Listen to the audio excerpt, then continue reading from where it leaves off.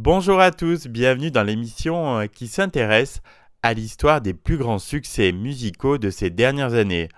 Aujourd'hui, on prend la direction de 1985 et de la Thaïlande avec un titre qui a marqué les esprits, One Night in Bangkok, du chanteur anglais Murray Head.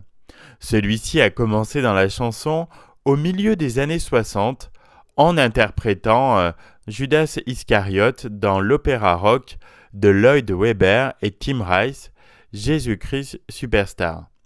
1975 marque l'apogée de sa carrière musicale avec Say It and So, son tube le plus connu. Et 10 ans plus tard, il connaît à nouveau un énorme succès grâce à la chanson One Night in Bangkok, qui a une histoire assez cocasse. Drôle de trajectoire pour ce tube planétaire. De par son parcours, personne n'imagine Murray Head dans une comédie musicale, et pourtant, en 1984, Murray Head retrouve Tim Rice pour un projet de comédie musicale majeure. Chess, spectacle original de production britannique tournant autour d'une histoire de transfuge entre l'Est et l'Ouest sur fond de championnat d'échecs international. Contacté pour composer les musiques de l'album et prêter sa voix au personnage de l'arrogant joueur d'échecs américain Freddie Trumper, quelque peu inspiré du très réel Bobby Fischer, Murray Head est à l'origine du tube One Night in Bangkok. La chanson marquera à la fois l'album, la comédie musicale de Broadway et toutes les adaptations futures de cet opéra rock. One Night in Bangkok est la première scène de l'acte 2. Après s'être affronté à Murano, le russe Tommy Korberg et l'américain Murray Head se retrouvent à Bangkok où le russe remet son titre en jeu.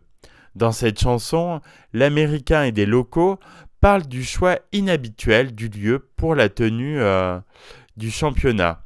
Si chess n'est pas tout à fait un échec, je sais, c'est un peu cavalier, c'est à Björn Ulvaeus et Benny Andersson, deux anciens d'ABBA, qui sont de la partie qu'on le doit, mais surtout grâce à ce que les principaux intéressés revendiquent comme le premier rap blanc de l'histoire. Cette histoire de deux joueurs d'échecs, amoureux de leur assistante, a donc pour cadre Bangkok, au milieu de la nuit.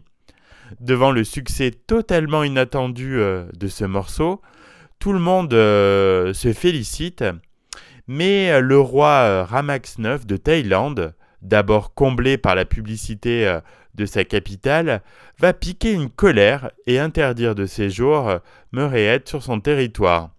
La raison, le roi s'est fait traduire le texte et en fait de publicité, on y voit Bangkok telle qu'elle est en 1984, pas vraiment fréquentable.